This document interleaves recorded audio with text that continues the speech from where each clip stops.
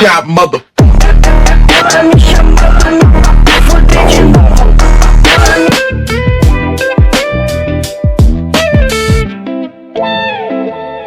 Hi, I'm Maddie with Maddi Interviews, and today I'm here with Toby Otero. Otero, close enough. Same thing.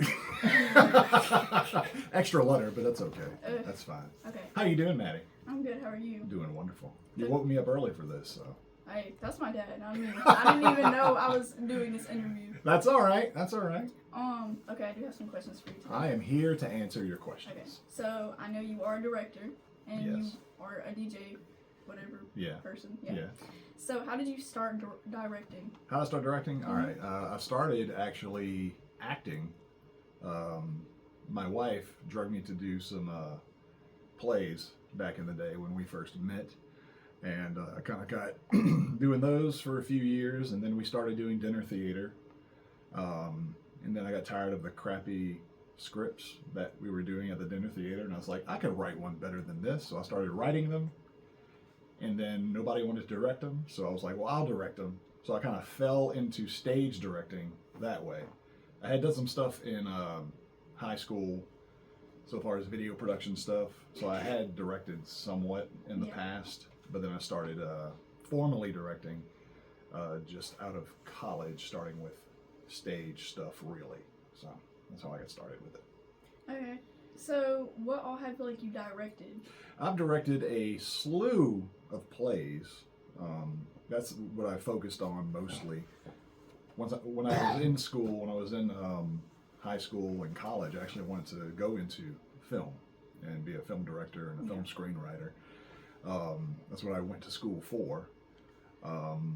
And so I started directing plays, enjoying that. Like I said, I did some video projects in high school, directing actors and stuff, and then moved into the plays. And I forgot the question.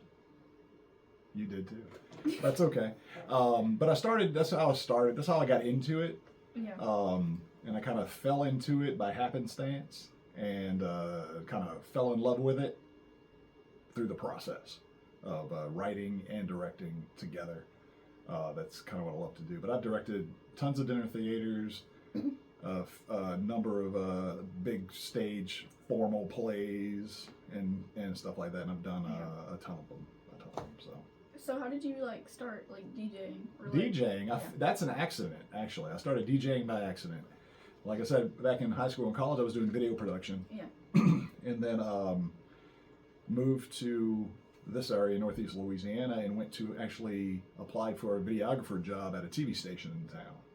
The TV station also owned a radio station. They weren't hiring on the TV side, but they were hiring on the radio side. So I happened to have a cassette in my car for a narration I did for a video project. And so I was like, well, I guess I need to make some money. So I brought the tape in, applied for the radio gig, and the guy was like, this is you? I was like, yeah, it's me. He's like, did you write this? I was like, yeah, I wrote it and produced it and put it together myself. And he's like, well, you're hired. So so I started doing DJing overnights, midnight to 6 in the morning. Yeah. And just kind of everybody either quit or got fired, and I kept moving up. So now I'm a program director at a #1 country station in Northeast Louisiana and hosting a morning show. And as my wife says, BSing and drinking coffee every day in the morning. And that's how I met Toby. Doing a lot of other stuff to do. She's catcalling in the background. That's how we met at a radio station. Actually, she was a part-timer, and I was hovering. So, what do you do during when you DJ? How do you do? How do I do it? Yeah. Just like I'm doing right now, just talk. Really, no. We it's for a morning show. It's a little more free form than your traditional day part radio station thing. I have a couple partners here in the studio with me. This is where I do it, in this room. And we I get here early in the morning, get a whole bunch of topics together that we may or may not talk about, and we use like a third of it, and then we just talk about things that are going on in the world, things that are going on in life, bounce subjects off each other back and forth, and really it's as my wife says, BSing and drinking coffee. So that's right. And then we play some good music along with it, because I'm the program director for the station as well, so I program all the music for the radio station and get all that ready for the next day. So far as the show, that's the fun part of the day. Yeah. The rest is just a job. So, like, what movies have you directed? Movies. I have directed a few small video projects. I've worked on a couple films when I was in college. I did some grunt work on Interview with a Vampire. I did some grunt work in hovering for Hard Target, Jean-Claude Van Damme movie, directed by John Woo, which was great. Did a little bit on JFK, so far as mainly bringing people food. I was a runner. And then a lot of small video projects for like industry stuff. I did some stuff working with that, and then fell in with the Open Heart Productions crew, because between then and now my main focus was just radio and theater. Yeah. And that's how we all met, actually, if you want to get into that part. How did we even meet? I don't even know how I met you and Dana. I forgot. Well, how I met Mitch was actually through Dana, because Mitch and Ben Gross and Dana and Richard Henderson, I'm sure you've talked to all of these people on Maddi interviews. Yeah. We're all doing a play that I wrote called The Science of Murder. And so they were all doing the play. I was kind of hanging out. I'd pop up every now and then to make sure they weren't screwing it up. Yeah. Basically. But that's how I met Mitch and all. And then through the course of that production, Mitch asked Dana to be in Sea of Madness. He asked me to help with script supervision and help with just be his assistant. And this is pretty much what we did.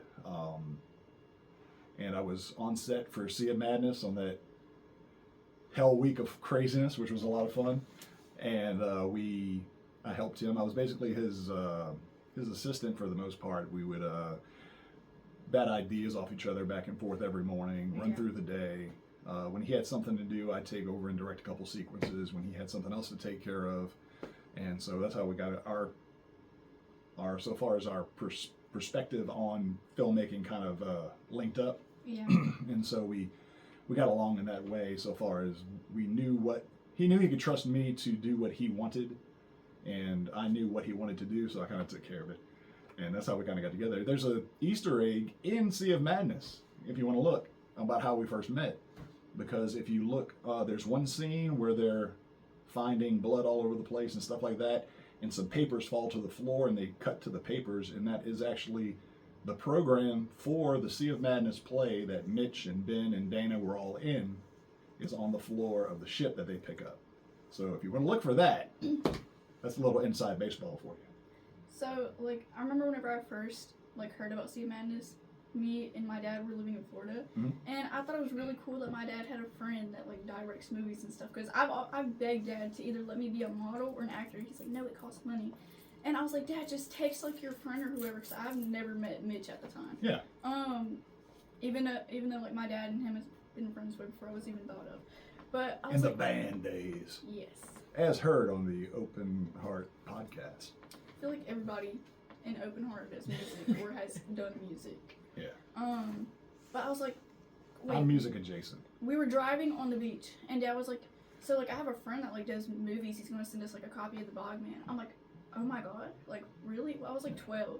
So I thought he was like some big dude who did movies. So I was like, Dad, like, text him to ask him, like, I want to be in one of his movies. I can be like a mermaid or something. Like, they can come down here. Like, I was like hysterical about it.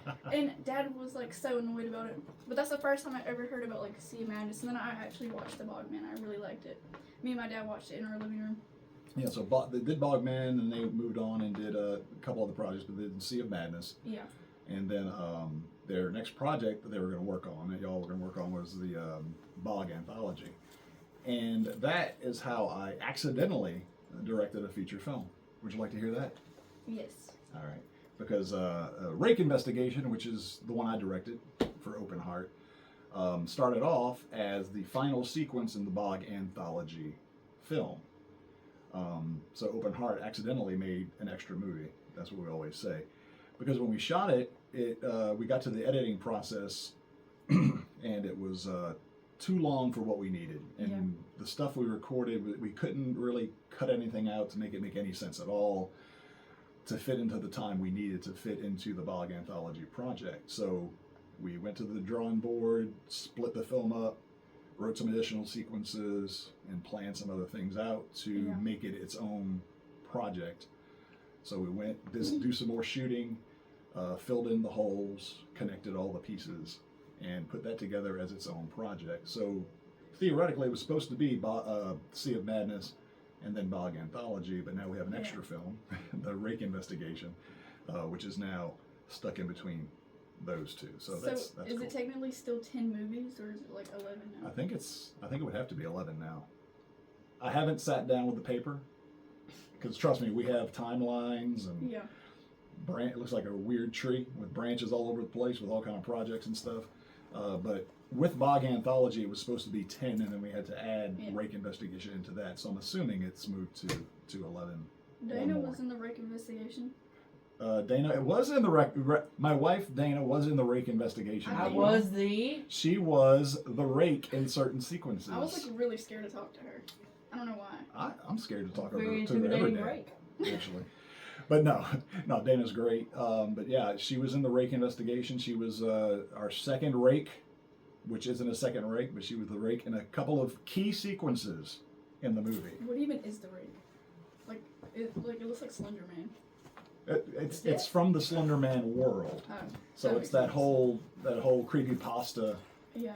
Creepypasta stories that bubble up on the internet, and it's one of those creatures. It reminds me a lot of Stranger Things.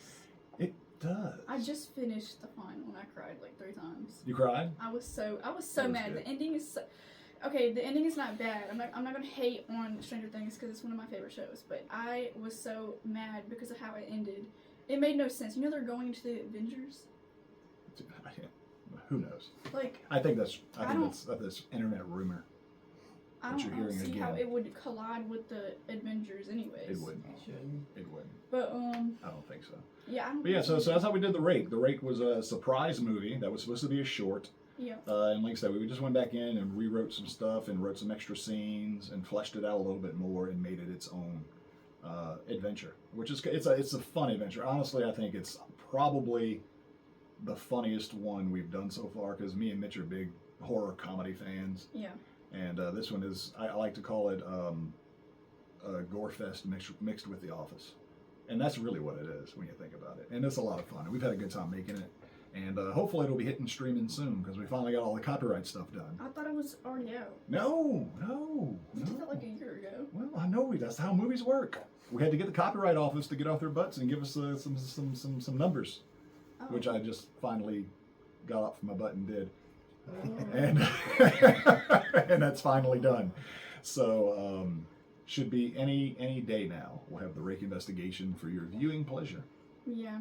And then you can talk crap about me a lot. I've heard a lot of people trying to make movies in like Monroe or West Monroe. There's like people at Noble trying to make movies. Yeah. Hey, movies are fun. There's a kid named Robbie, who I'm not really friends with. He's a mutual. He's my boyfriend's friend, but everybody knows Robbie. Anyways, he's in a band. I don't know. Anyway, so I saw on his Instagram notes, who wants to be in my movie? I really wanted to text him and ask him how he was gonna like do it though, cause like. Hey, movies are fun, but the thing is, right now with all this stuff we're doing, all the technology out there, you can literally shoot a movie with your cell phone. I mean, look at 28 years later. It's like shot on iPhones. You can do it with just some added tech, some jibs, some racks for your iPhone, and a good microphone and some decent lights. Anybody can make a movie these days.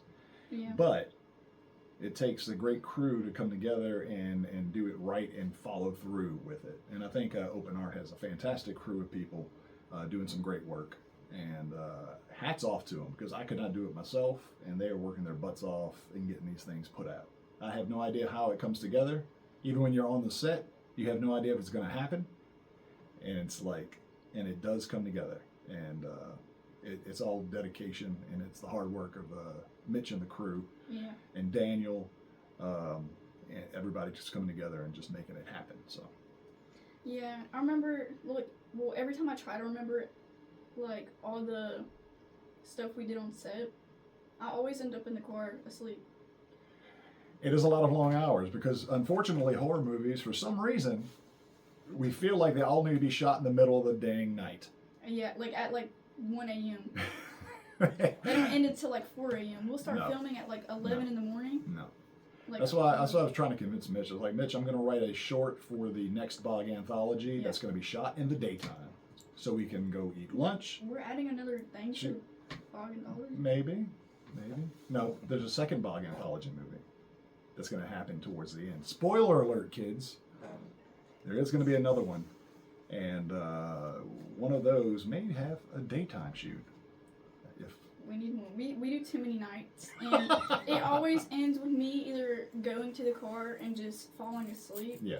And then me and Dad finally end up leaving. It's called taking a nap. You got to take a nap earlier in the day. Oh, yeah. You figure that out when you get over. I remember on the set of Honey Hole, we were at like the little thing. Yeah. And I was so tired, I just fell asleep. I didn't wake up until like 2, and then they were already like halfway done. Moral of the story, kids: filmmaking's hard work. It's a lot of fun. It takes a lot of patience. It takes a lot of time, more time than you think. But if you enjoy it, then do it. Then do it. Simple as that. Just do it. Just do it. Sweetness. Do it, sweetness. Another clue for you out there. You're killing me. I know. Anyways, thank you for letting me interview you today. Not a problem. Thank you, Maddie, for interviewing me. You're welcome. Go check me out on TikTok and Facebook at Maddi Interviews, and go look on YouTube for Open Heart Productions, because my stuff is also on there. And you listen to me on KJLO Monroe. Yes.